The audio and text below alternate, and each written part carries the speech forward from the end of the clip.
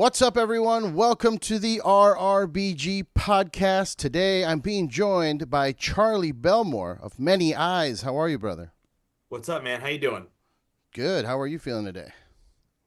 Pretty good actually. I just got back from a full band, the second ever full band Many Eyes practice. So we just had a goddamn blast all day, and now I'm here talking to you. Nice, nice. I was going to ask a little bit later, like where you guys are in terms of in-person rehearsals, but I mean, how did it feel? You're saying second time ever. I mean, I know all of you guys are pros, but there's also a lot of feeling out. Like being in a band, it requires a lot of synergy and connecting with the bandmates. Like, how did that feel for you?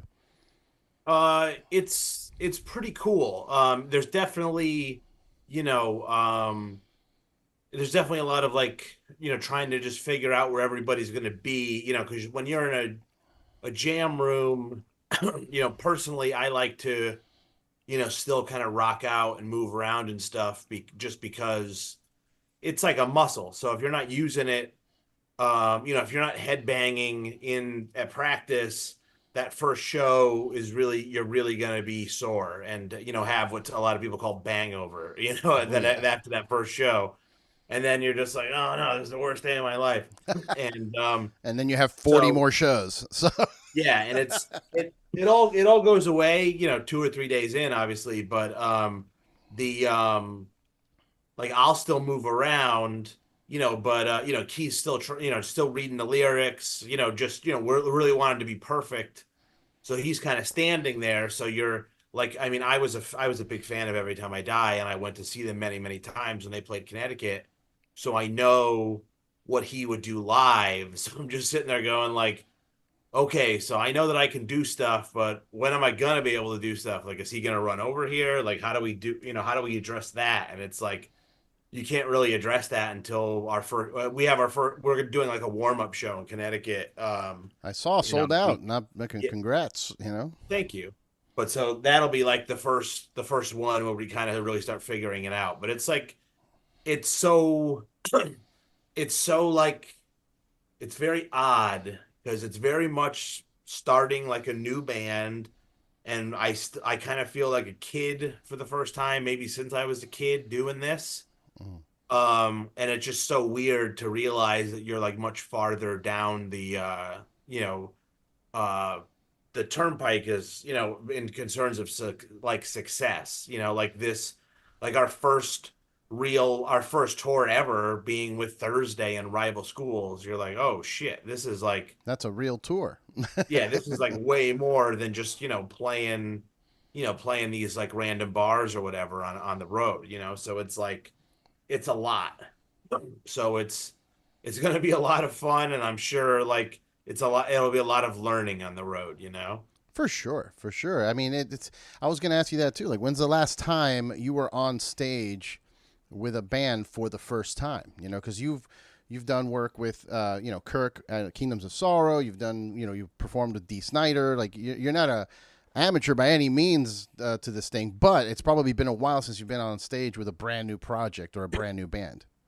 The I just filled in for Rob Dukes's band Generation Kill in Oh, okay. December, so I was able to kind of flex, like those muscles were fun to flex because I haven't just been a straight up sideman in years and years and years. And so to just like go in and learn somebody else's set and just go up there and play, like that was recent.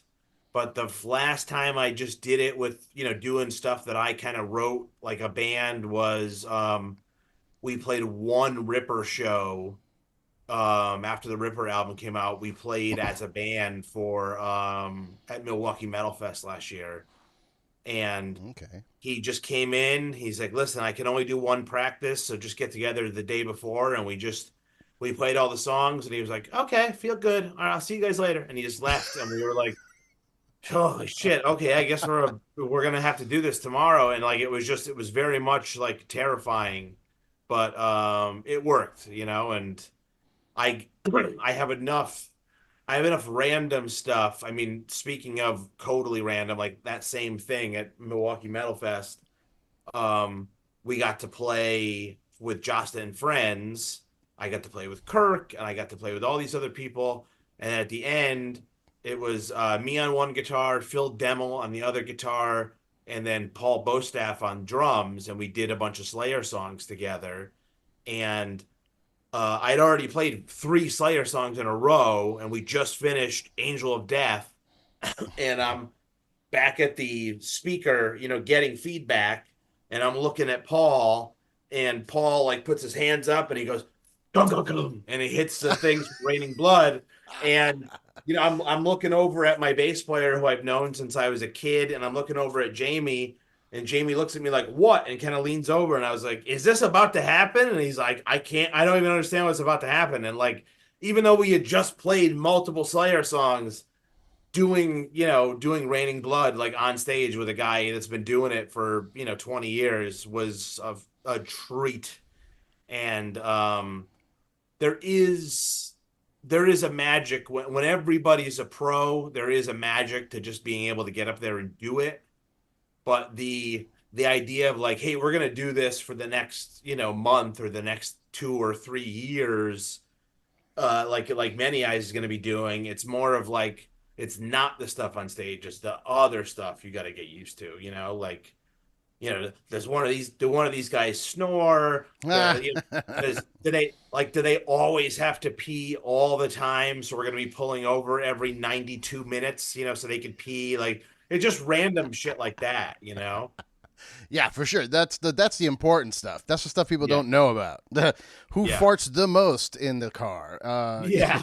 Who knows not to shit, in the same room as everybody else because that's the only place you got to go. Like, Yeah, there's all that kind of weird stuff that you just don't really think of. Like the music is probably the easiest part, and so it's just kind of getting all those, and you're not going to be able to do that stuff until you just get out there. So yeah, it's yeah. It's I wish I'm curious as to whether or not we'll ever get to a point technologically where we'll be able to see all these little things on when we meet people, kind of like when you're trying to date someone, that they do the dating profiles online or whatever, but you don't really know until you're there. Because I mean, I've always said it for years. Being in a band is like being married. It's like dating someone, just not all the fun stuff, the sexual stuff. It's yeah. always just the like, let's get to know each other. Let's argue. Let's not argue. Let's talk it out. You know what I mean? Well, I mean, I would argue I've used that same thing, but it's all, I mean, for me, like the sex is the music, so we are doing all the Ah, fun stuff too. Like okay.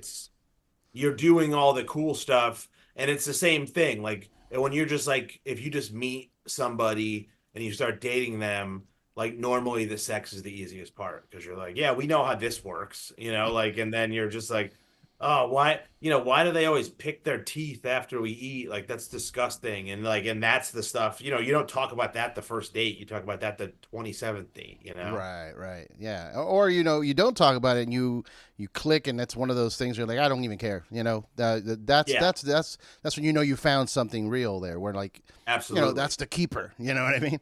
Yeah.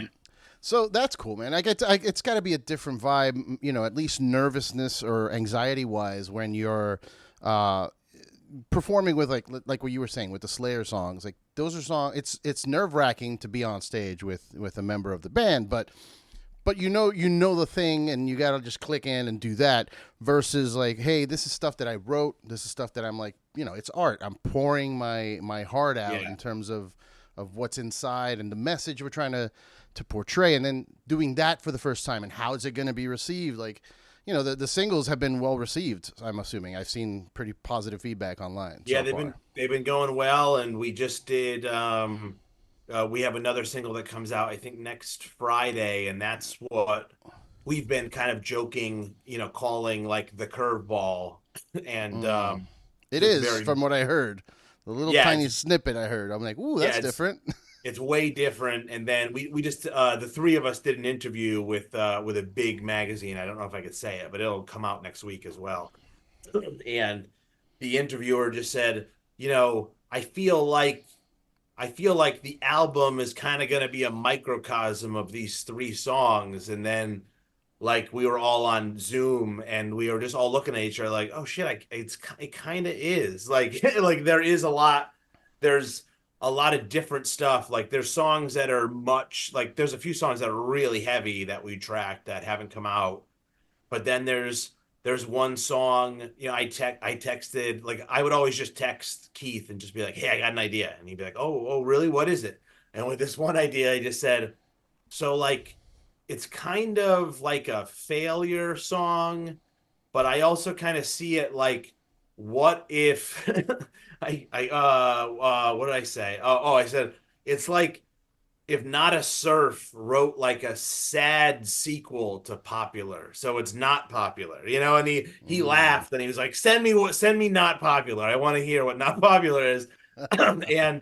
And like I sent it to him and he was like, okay, we got to do something with this. And but like, so there's just, and I mean, there's one song that'll, when the album comes out, we're not going to do it live because we'll do it live once the album comes out. But we all felt that we wanted everybody to hear it for real before we played it live. Because the recording is beautiful. But I mean, I wrote the whole song on piano, so it's Mm. just completely different. And so there's so many avenues that we go. So it's just been a blast so far. That's awesome to hear, man. Like I got to say, as an outsider, I'm a fan. I've met Keith a few times, but you know, just brief, like nothing. It wasn't a relationship in any way. So I'm just an outsider as a fan. It felt like when he announced the band project, he said it's something completely different, and then the first single, Revelation, pops off, and it.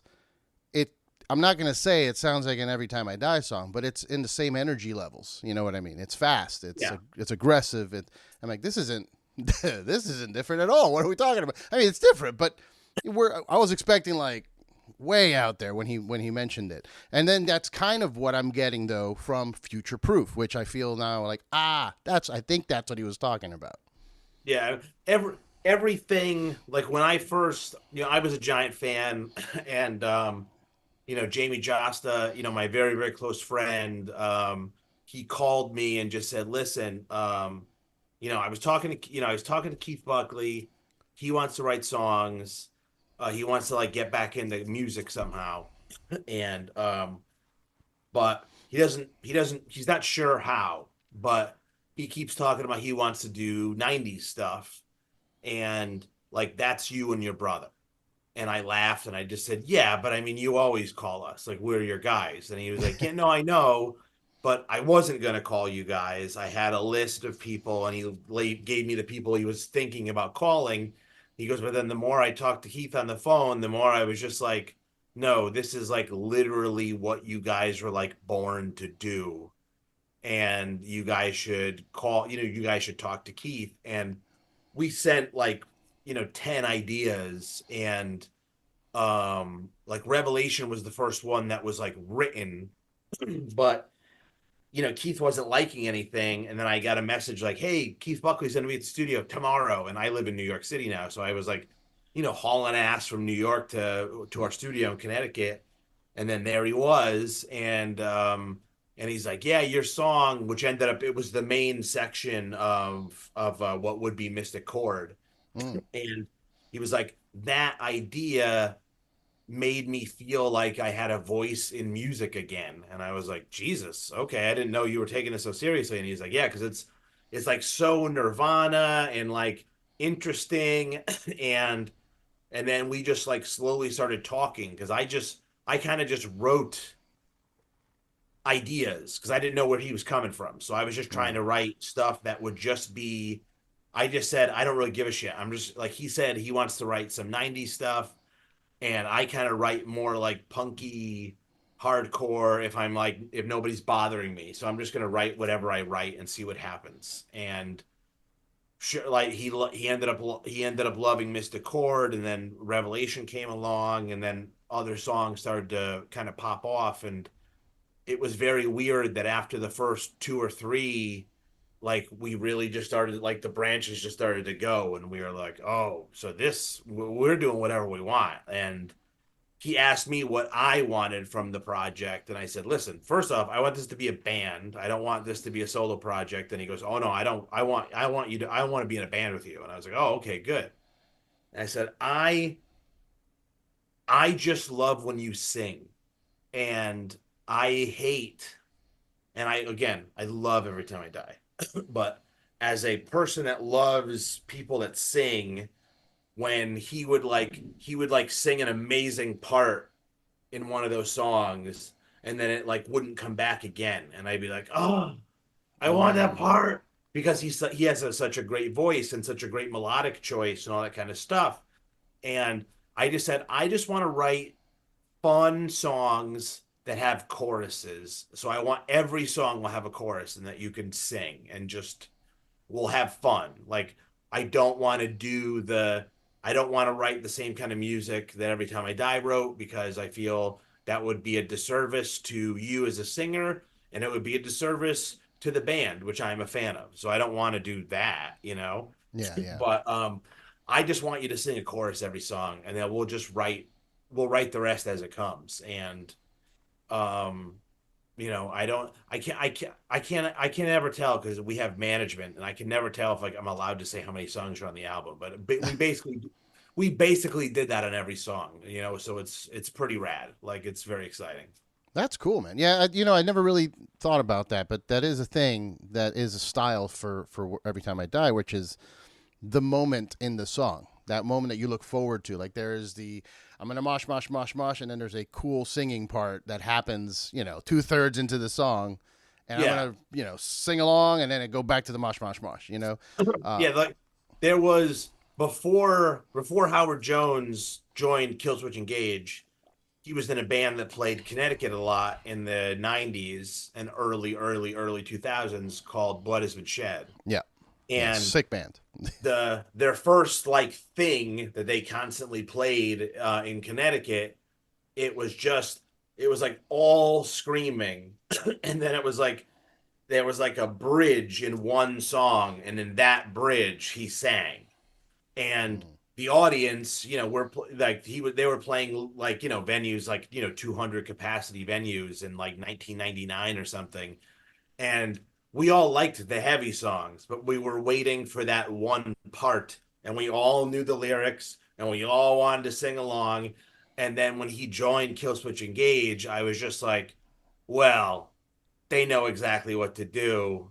This motherfucker's gonna be singing every song, and yeah. like it was as a fan of just singing, like I just wanted to hear Keith sing his ass off. And I mean, you'll when Future Proof comes out next week, you will hear that this motherfucker is working because Yeah. he worked his ass off on this, and it's incredible. Yeah, yeah. For one of the biggest reasons I'm such a big fan of Every Time I Die, I like all the boys, the music, everything, all about it. But his vocals and his lyrics specifically, dude's like one of the freaking best at writing lyrics, I think, Yeah. out there. I guess him and like maybe Greg, and they're friends, so I'm sure they, write shit together. But those lyrics and his voice, like it's nobody's doing it like that in the scene. Nobody.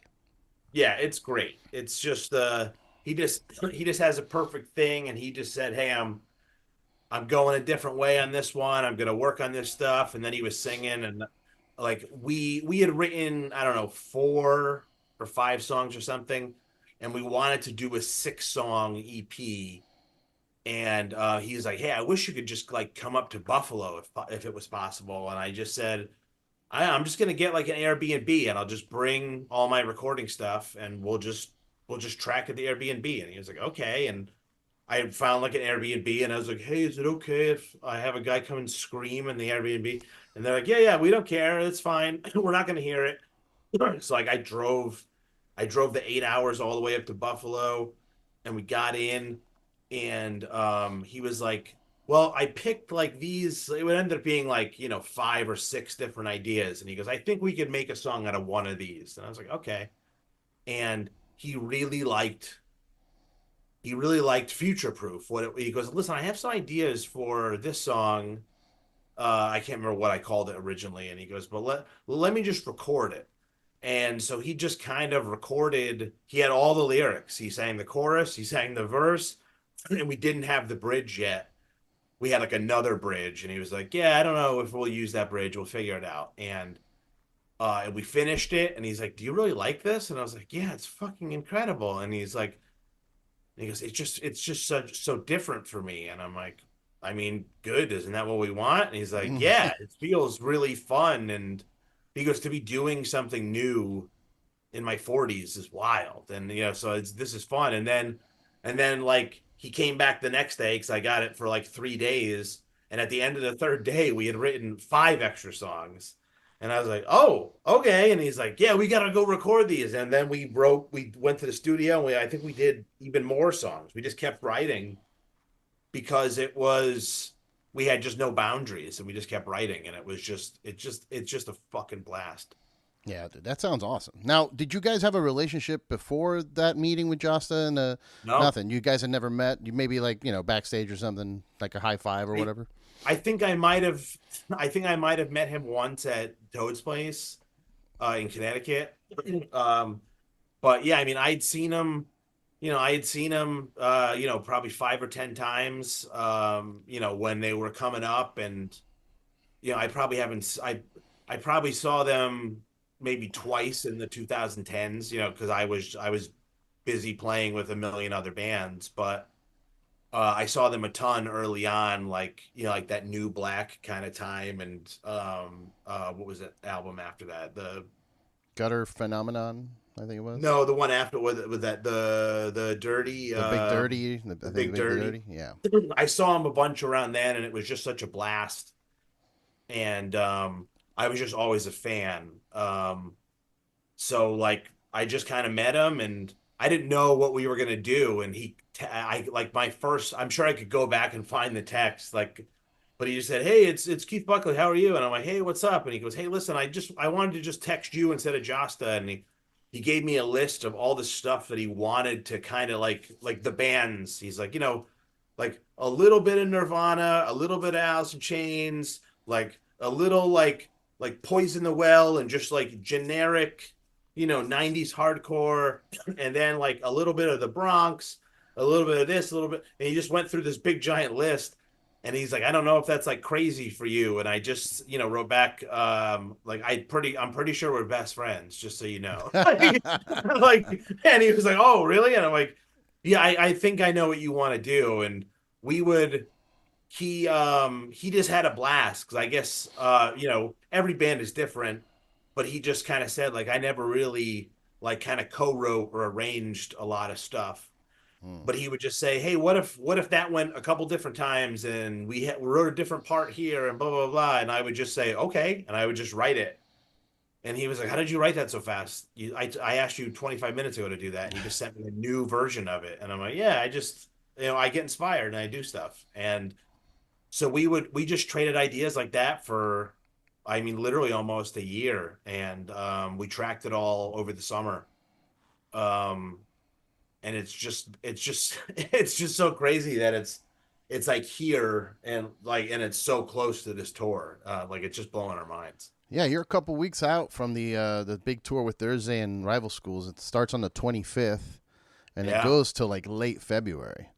Yeah, Uh, almost the end of February. And a bunch of the shows like almost sold out right away. And I was like, "Wait, what?"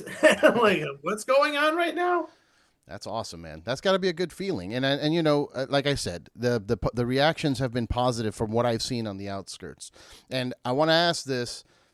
I'm not going to get into details, and I'm not doing this for clickbaity bullshit. I'm just as a genuine question, because I know it's got to be present in some form. Has there been negativity from fans that are like, oh, like the bullshit that happened with Pantera and Damage Plan years and years ago? You know what I mean? um, I will say, I went on. I'm not a fan of reading things because it just angers me. Like, even if somebody liked it, but they're like, "Oh, it sounds like this band or whatever," like for a D song or whatever. And I'm like, "I didn't mean that. I was trying to write it like this." And like I get so You I'm get and worked I up. just like years and years ago, I just realized that if you're a fan of something, that's a place for you, and you shouldn't have to be at risk of the actual artist telling you that your thoughts and opinions are wrong. So I just kind of try to stay away from it. But with this stuff, I mean, I was a big fan.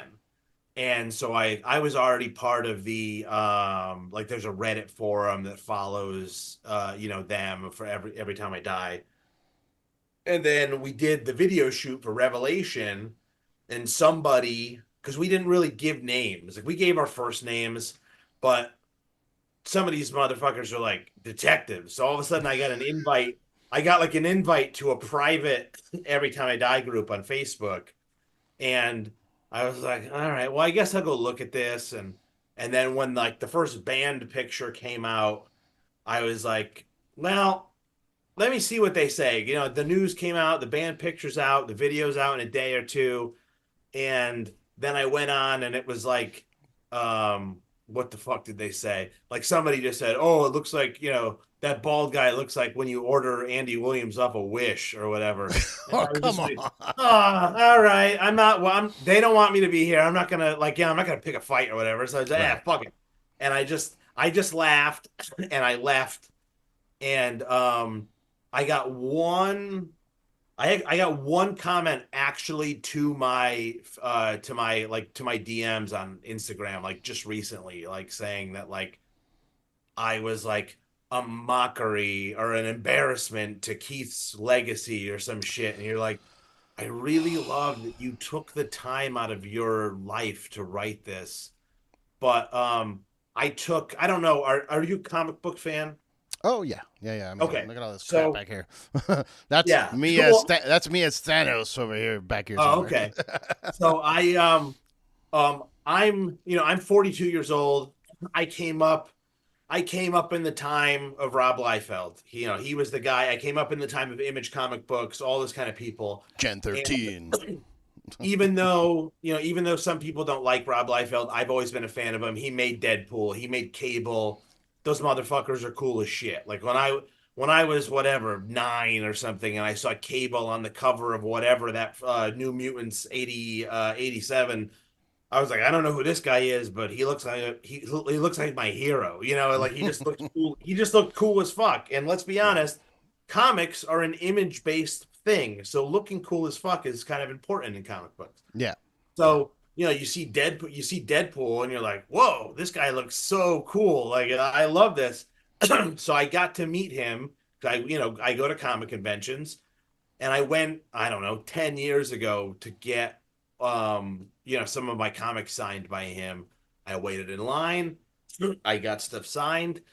And just as he was signing, I just said, yeah, every once in a while I'll see people, like talk shit to you, or, like talk shit about you online. I always try to defend you because I've always been a big fan. And he goes, hey, listen, I appreciate that, but I'll ask you to not do that. And I was like, don't defend you. And he goes, no, because you want to know how many of those people I've met in the real world since I started doing this comic book stuff in the 80s? Zero. He goes, you'll never meet any of them. And I was I was so taken aback by that because I was already working with so many different people. And I was like, yeah, none of these people have, none of these people are coming to tell you. Like, They don't you know, got the balls to say it to your face. I mean, the guy that said that silly thing about, the Wish comment, it's like you have internet muscles. That's all you have. And, Yeah, like when I was coming up in like the Connecticut hardcore scene, like if you walked up to somebody and said your band sucked, like that person would be unconscious like shortly thereafter. sure. Yeah, And it's a different world now. So you don't go do that in real life or whatever, but those comments are just everywhere because nobody's gonna like go fight you or whatever because it's just silly. But you have to just say, if I can't be bothered by those comments because it isn't about me, it's about them. right, Like right. they're mad that their band broke up, which I get, like I loved them too, like when some of my other favorite like, one of my favorite bands of all time is is Alice in Chains. And when Lane Staley died, I was like just heartbroken when it was 2002 or whatever. And when they were coming out with a new singer, I was just like, this is blasphemy. I hate this. I can't Yeah, believe they would do this. Why would they besmirch his legacy and all this kind of stuff? And then the album comes out and it's really good.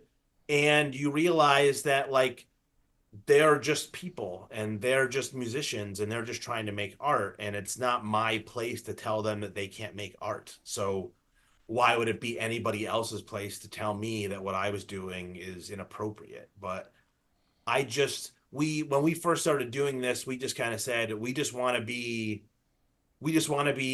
our band. We didn't even have a name yet, but and recently I was just like, let's just try to be the first Many Eyes and just figure out where we go from there, as opposed to trying to be the next so and so, and so that's what the goal is. for sure, man. It's one of those things. And I hate to sound like the old man. I'm your age too, 42. I'm starting to say old man shit like, well, back in, those are the times. Like, it's a different time now, and but A cheeseburger used to be 75 cents, all that kind of stuff. But it is a different, I feel like everything that you are doing well if people are talking shit.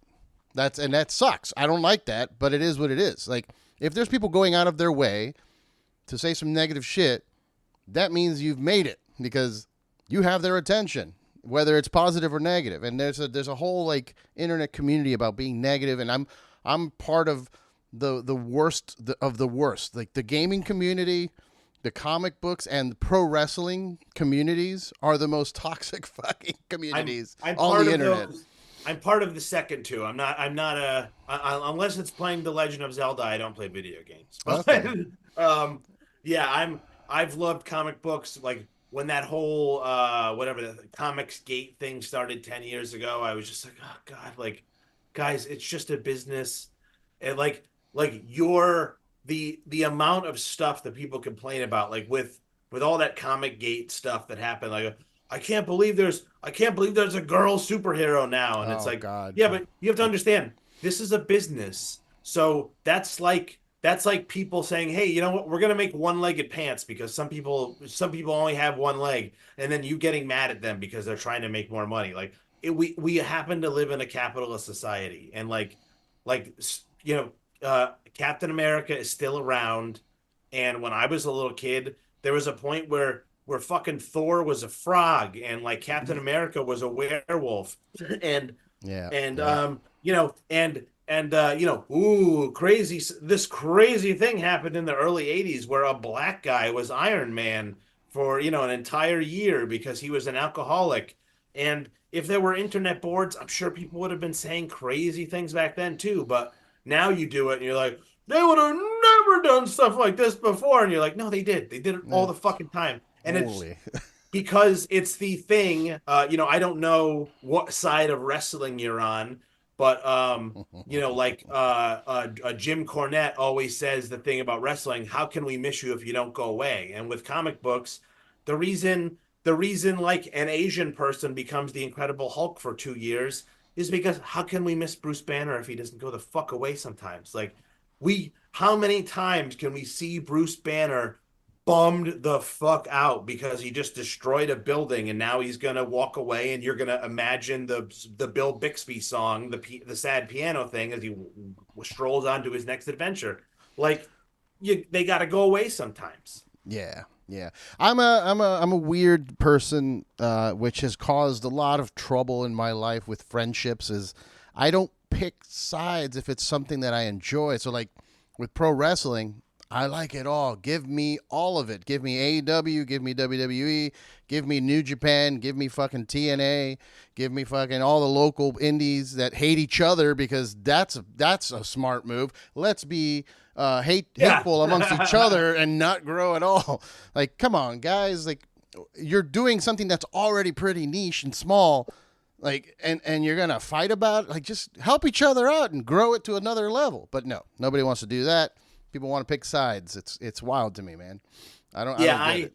I'm as far as wrestling is concerned, I I love old school wrestling. Like I love the whole like the slowness of it, like the Jim Crockett productions of it all. Like I loved the WWF because I was the perfect just I mean, you're the perfect goddamn age for all of a sudden you just hear rock and roll music and an insane man called the Ultimate Warrior comes sprinting to the ring and Screaming. like, I don't care what you say, that man might not be able to wrestle worth a shit, but besides the Undertaker, it's the greatest goddamn entrance that any wrestler has ever done. When he just sprints to that ring and blows himself out so he can't even wrestle, and like I don't even The care. ropes. Like, yeah, he you would just see the spotlight running down trying to follow him because he was running so fast, but probably because he was high on so many medications. But They just God unhook bless him him. and he runs out. Yeah, and it was so great. But then like I was just telling I'm a very good friend of Howard Jones, and we share like Ric Flair memes and all that kind of stuff all the time. But I was telling him how when I was a kid, my grandmother hated had a personal vendetta. Like you would assume that she knew Ric Flair. She hated him. I've never seen this kind of hate in any other place in the world for a fictional person, basically. But she used to say like, and I've said this to many people. I got to say this to Ric Flair himself, and he couldn't breathe. He was laughing so hard.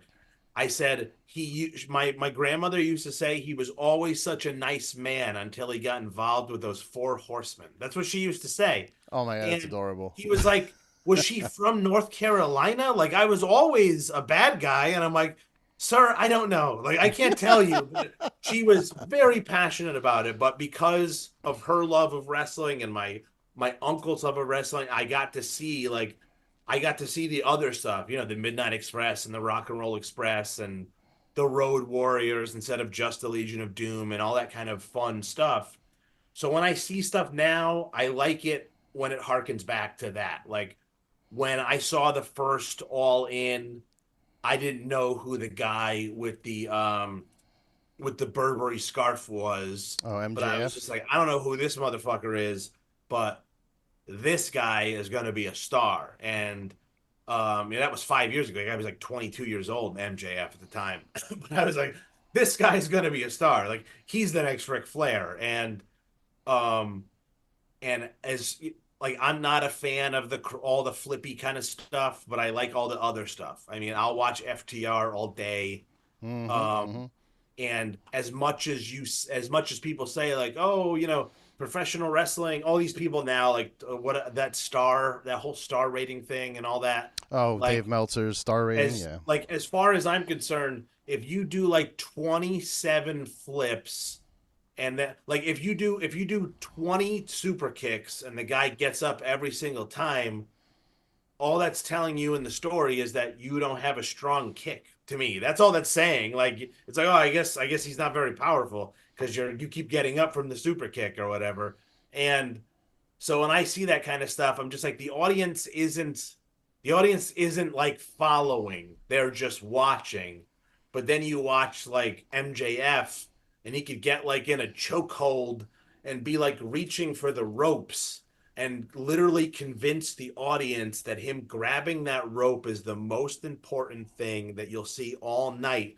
And when he breaks the submission hold with the ropes, the audience cheers, and you're like, no, that's professional wrestling. Mm. Because even though I know it's fake, I'm in. Just like a movie, like Yeah. if you watch a movie and it sucks and you're not liking it, you're gonna start looking. Oh, look at that dinosaur! It looks fake as fuck. And that truck is clearly not there. They put that in with CGI.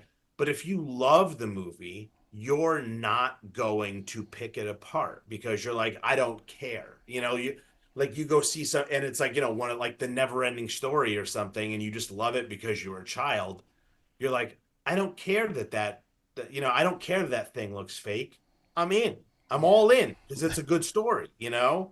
It's Yeah. just, and it's so I like when they could when I like when they could entertain you even though that it's like a entertainment. And like I mean, like they don't in movies. I mean, obviously, like the Deadpool movie or something, or like that Barbie movie, they like, will wink at you and say, this is obviously a movie. But if you're watching Goodfellas, there's not a moment where they say, and obviously this is just part of the plot, and they let you know that they're just doing a movie because we know we're Yeah. at the movies. So you don't need to tell me that wrestling is fake while I'm watching it because I know, but I'm here anyway. So treat me like a human being. And so it's like, that's kind of how where I come from with all that. And but I still like all of it. I mean, I could watch. I mean, I love Darby Allin. I love FTR. Psychopath Darby Allen. Yeah. Oh, he's completely nuts, but it's Yeah. great. Yeah, look, I like I said, I like old school shit. I'll sit here for 2 hours and watch like old Bruiser Brody and fucking, all Vern Gagne, all the old shit. And I'll still watch, I also host a wrestling podcast, so I have to watch the new product to talk about it. But I enjoy it too. And at one point in my life, I don't know when it was, a few years back, I stopped trying to control, like, not control, but I think the whole point of the conversation was that the bitterness that happens on the internet. Like, I appreciate that you don't like that you like the old school stuff, but there are people online that are just like burn you alive on Twitter Yeah. to Oh, I prove know. their side of their argument. And I'm like, dude, just let them have it. Like, Yeah. We let them all have it. we're all still here for the same stuff. Right? Like Yeah. Like, like I get people that enjoy the flips because it is a visual spectacle, and I broke into that by going to a local indie show once here in LA where I had never seen that before. Like, I had only seen WWE, WCW, that the stuff yeah. on TV. And I go to an indie show and I'm like, what the fuck is this? They're like flying. It's like a circus, but the crowd was involved and it felt like a show because there was no seats and everybody's just standing there catching people. And I'm like, okay, I get what this is. This is not the traditional pro wrestling that we grew up watching, Yeah. but Yeah. Yeah. this is in the world of it, and it's happening in music too. Like, there's metal, but can you call Sleep Token metal? Sure, yeah, but it's also R&B. Like, Yeah. It's weird stuff. yeah, Yeah. and like a lot of traditional metalheads are like, "Fuck Sleep Token, they suck, they're cheesy, whatever." That fine, you're entitled to that opinion, but like, don't attack people on the No, internet for I wanting can't to. You know what I mean? I can't complain. Like I heard Sleep Token. I learned it was very, very early on in COVID. I had a daughter born like two months before COVID. Oh wow. And so then and we were in New York City. So it's like, Oof. so 4 months into her life, you're like hiding in an apartment, like Yeah, the assuming world's that over. assuming you're all gonna die next week. Yeah, yeah. And but I started to just like my mantra as far because I started to watch a lot of stuff because obviously you couldn't leave the house. So you're just watching a lot of programs and like I am an unabashed nerd. I'm a Trekkie. Oh, My parents literally their honeymoon was to a Star Trek convention in 1976. So I'm like literally I was born into Star Trek. And but I mean, I liked the original three Star Wars, and like everybody else, I left the Phantom Menace going, well, I guess they're not doing those anymore. I don't know what the fuck that was, but but so the but Darth Maul fight was really cool, man.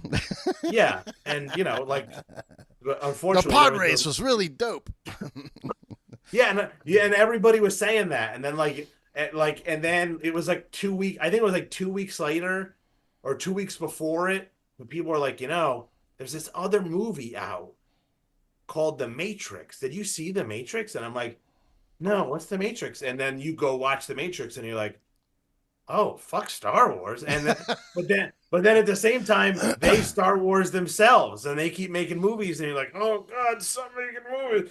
Yeah. But you can't blame anybody for liking it because there's a thing. Like I'm not a fan of Sleep Token, but I feel like who cares? If I'm not a fan, then my opinion of them doesn't matter to Sleep Token fans. And I'm not mean because I just think art is art. Yeah. And that you have to understand at some point, some things aren't for you. Yeah. That. And my partner has she's now 11 years old and she loves Taylor Swift. So Taylor Swift is played in my house all the time. And I listen to the lyrics and I'm like, is Taylor Swift like the female Jordan Peterson? I don't know. This sounds horrible. This woman sounds like the most poisonous woman in the world. But it's not, she's not the most poisonous woman in the world to an 11-year-old. Mm. And the thing that I think they're going to learn might not be the thing that they learn because it's not for me, it's for them. Just like when I was 11 years old, Nirvana wasn't for my fucking parents. Nirvana was for me, and that's why they didn't like it. Yeah. And Yeah. when what's his name, what was it, fucking Ted Nugent or whatever, just recently was like, oh, Taylor Swift's the worst thing ever. She's just ruining music. And you're like, well, I'm pretty sure 70-year-old people in 1976 or whatever thought Stranglehold fucking sucked because it's not for you, So I'm happy Sleep Token is successful. I know it's like not my thing, but I love that they're working because it's more ways to branch music out. I will say when they were first starting, the first time I saw them, people were like, "Oh, you got to check the Sleep Token band out." So I just Googled Sleep Token. And I was like, "Oh, Sleep Token," because I like watching bands live because I want to hear what they sound like live.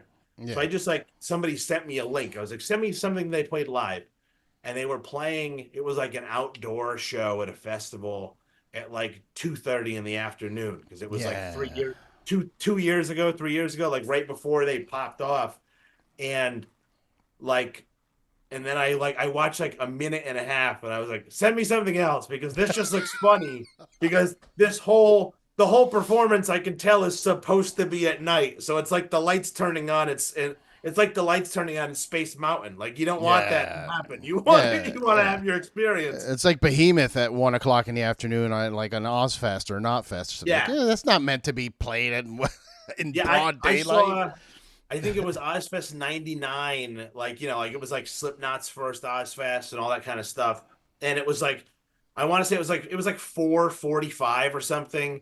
Like Slayer played on the main stage, and I just remember, you're like 18 years old, and you're like, why is the sun out right now? You're like, no, Yeah. the sun's not supposed to be out when I'm listening to Angel of Death. Nope. Like, it doesn't seem right at all. I hate But that. I hate those big ass festivals that do that to you. Like, and not only that, but when they put way too many bands and like, all right, well, I guess I'll catch two fucking songs of this band and then run across the field to the other stage so I can catch two songs from the other band that I like. I yeah, hate that that shit. was When We Were Young or whatever, that Oh festival. fuck. Last year I saw that festival, and I was looking at like the lineup, and you're going, you literally have to make sacrifices. You have to go like, even though I want to watch these 9 bands or whatever it is, like, okay, I guess I can't watch blank, Yeah, and it yeah, yeah. could, it won't even be like, oh, well, I can't watch this band because I have to watch My Chemical Romance. You'll be like, no, I can't watch My Chemical Romance because bigger band, whoever they are, is playing at the exact same time. And you're like, how does this festival work? And then it happened, and I had friends going like, just said I had the best time, and you're like, okay, more power to you. Like, Exactly. Yeah. good. Not for me, I guess. Maybe that's a 42-year-old thing. Like when I see those, my friends send me the lineups of these festivals, and I'm like, God, it's a nightmare. What?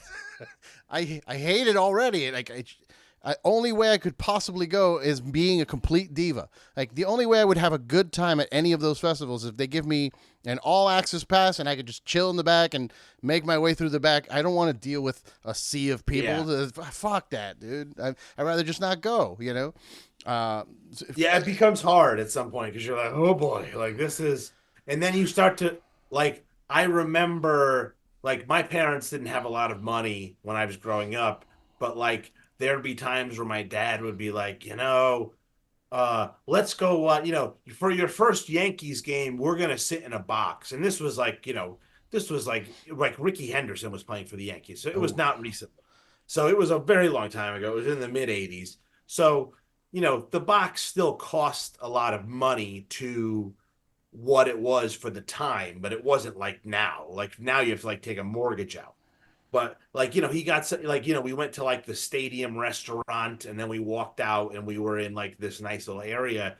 And and you look back and you're like, why the fuck would he do that? That's so insane. He would waste all that money.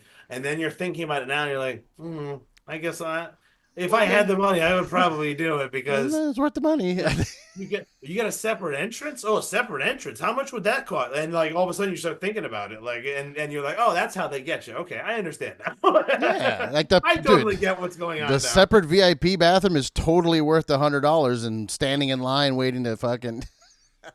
No, it's okay. So you mentioned the Yankees. Like I grew up in Jersey, and Okay. I did the whole like running to Yankee games. Where were you when you were at that age? Were you living in New York? No, I grew up in Connecticut. Oh, okay, okay. In Connecticut, there's a very, very clear, there's not a clear delineation like in Connecticut, but in Connecticut it is like the Wild West. So you have to be either Red Sox or Yankees, and then Right. I mean, until recently, with old Tommy Boy up in Massachusetts for the for the Patriots, all of a sudden all those people started to like football. But when I was growing up, nobody in Massachusetts liked fucking football. But I learned recently. This is fascinating. Are you a Giants fan as well? I was, yes. Yeah, Okay. I wasn't a Jets guy. I was more of a Yeah, you Giants. Yeah. norm. I find normally Yankees fans or Giants fans. It's Yeah. very funny. But It's so the color blue. I don't know. yeah, we just love blue. But so I found recently that I didn't know this as a kid, but up in Massachusetts, because there was some cable deal, most of the time the local game for a lot of Massachusetts was the Giants game. It Mm. wouldn't be the Patriots game. It would be a Giants game. And there's apparently like a big contingency of Giants fans up in Massachusetts to this day, which to me, I find fascinating. The idea that there'd be, especially up there, like I mean, because of those two Super Bowls, I mean, we're like deadly enemies up there. And I mean, I, it doesn't matter to me. I mean, I wasn't playing any of the games, but like I do enjoy sports, but it's very, very funny. Before the Red Sox won, it would be like, oh, down at the Chowder Pot this weekend, there was a vicious fight during the Red Sox Yankees game on the Oh TV, and yeah. like people in the bar would just be like, fuck you, and they would just get in a fight because and it's very funny because you're like, oh, it's just a game, but like they had like the Red Sox hadn't won in forever, and it was like a personal vendetta, and it was like, I will say it was wild for like the 2 or 3 years before they actually won. There were like actual fist fights at bars, like when those games would happen. Like I remember going to a restaurant with my ex-wife, and we're in the bar and there was like something that happened and I was like, oh, we gotta get, like, let's pay the bill, let's get the fuck out of here, because all of a sudden it was like everybody was pissed off and I'm like, pissed off about the game. Like, should be like, Yeah. oh well, we lost. Like it's it's July. Like you can lose every game in July and somehow still get into playoffs. Why are you taking this so seriously right now, Yeah. Yeah, that's one thing I've never like. I was into sports when I was younger. Yankee season tickets. The Giant Stadium was literally like I could see it out my window where we That's lived awesome. in East Rutherford. But I never got to that level of fandom where like I would fight someone, and it's still No. happening today. I see a lot of the, on my IG stream, I see people fighting in stadiums at football Oh games, yeah. and I'm like, guys, relax. Like, I don't get it. Like, I give them shit like, "Oh, we lost." Like, no, you didn't. You're not in the team. You didn't Yeah. lose. Relax. I will say a lot of times I'm always like, hey guys, when you lose, you're like, oh, we lost, and I'm like, relax, you're not in the team. But I was at one of my friends' houses when the Giants beat the Patriots in that first Super Bowl and they beat the undefeated team. And I'm not going to pretend that I didn't get up and yell "We won" because at the moment it was like the greatest moment of my life, you know, Yeah. and it's but it's the same thing. It's the same thing that movies have or professional wrestling. Like if it's if it works perfectly, it was just an amazing story. I mean, it was like my dad would tell me stories about when he saw Rocky in the theater. And what was that, 77, 76? Yeah. When he saw Rocky in the theater during the last fight, people in the audience were like cheering for Rocky. And they're watching a movie. I mean, they know Rocky can't hear him because it's on a tape, you know. Yeah. Yeah. But Yeah. he was like, these people were cheering for the guy, and and you're like, see, there's something there, and it's Yeah. that's why I'm always surprised when you know when people get in fights about wrestling because you're just like, I mean, it's the same shit. Like Yeah. it's awesome. Like, can't we just be like, isn't this great? You know, like there's a there's a man in his underwear fighting another man in his underwear, and it's somehow the most entertaining thing you've ever seen. Like it's so entertaining. Like, let's be honest, it's so entertaining that like Fox News and CNN just decided, hey, you know what? Let's just do that but with guys in suits. Yep. And we'll just and we'll just do that. And we'll just pretend. I mean, what a dirt at some point during like the Trump presidency, like the Republicans became like anti-war and the Democrats became kind of like pro-war for a minute. And I texted one of my wrestling friends and I'm like, did politics just do a double turn on like how did they both just change? Like one of them's the heel now, and like they totally just went the opposite way. And he's like, "What do you mean?" And I sent him the article, and he's like, "Yeah, I'm pretty sure they did." I'm like, So "Yeah, it's fucking ridiculous. insane." Yeah, I have friends that don't watch wrestling that I tried explaining that to them, and like, guys, the president is in the Hall of Fame. Yeah, How do you think we got to this point? yeah, he knows how to do it. Yes, he's in the WWE Hall of Fame. He knows what's up.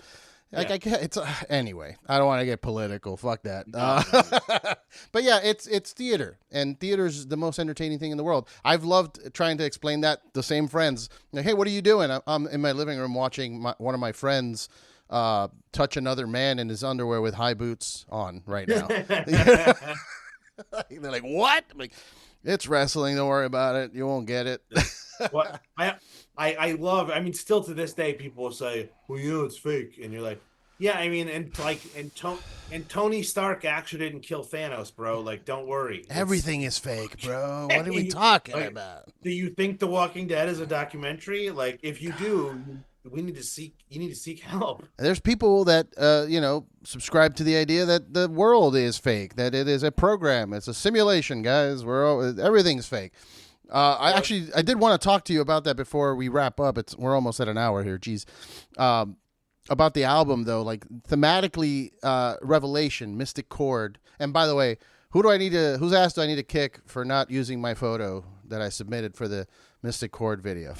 Oh, we actually, I think at some point there's going to be multiple edits, so they're going to go back and redo it. So Okay. your picture might show up later, which is pretty fun. If you're watching, you know what I'm talking about. The video for Mystic Chord, they requested fans to submit old family photos, and the video is basically shots of different old family photos, which is pretty cool. I like that a lot.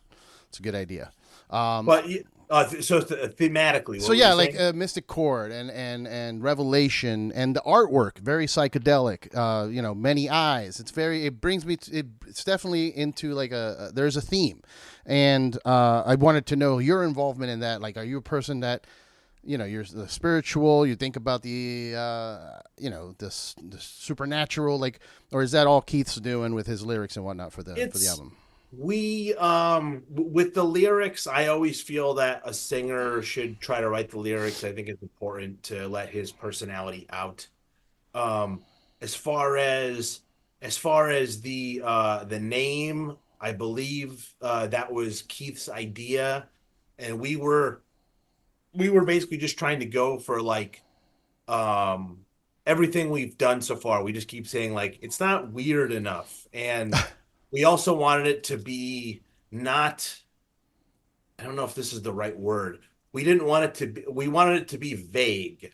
And when I say vague, like I didn't want to like call the band like, Hell's Satans or, like so like I wanted it to sound like we could play with Lamb of God or we could play with the Yeah Yeah Yeahs. I didn't want it to be a name that was so locked into an identity that we were somehow now defined by our name.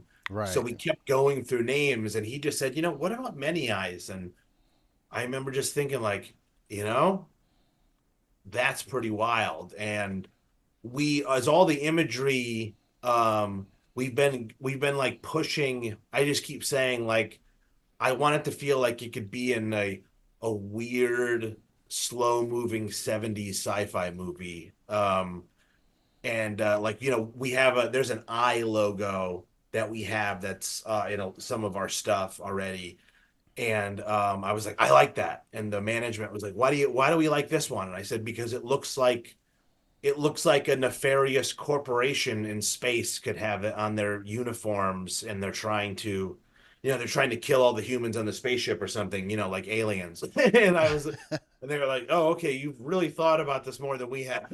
I was like, "Yeah," because I like I like that kind of vibe. Like we really went hard with that for this, and um whenever the album cover is premiered, you'll see like that we went all out. And the artist the artist that did all the covers so far, um I'm forgetting the name, but he's from Touche Amore, and he's just crushed it. All the work that did for us is amazing.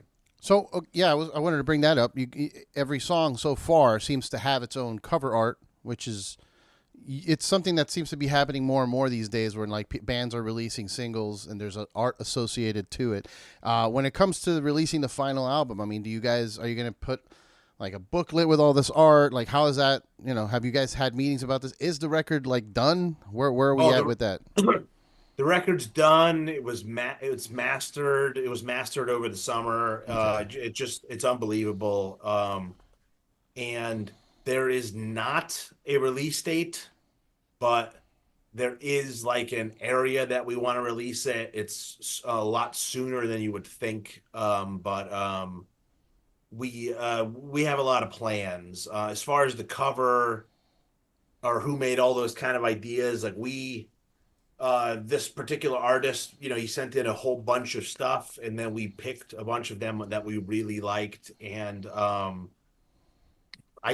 we just kind of said, can we use all of these? And the artist was like, yeah, how are you going to use all of them? And we're like, well, for all these singles, I mean, we don't have any stuff, so let's make some art, and let's make everybody know that we're weird and we're not going to be held down by any rules.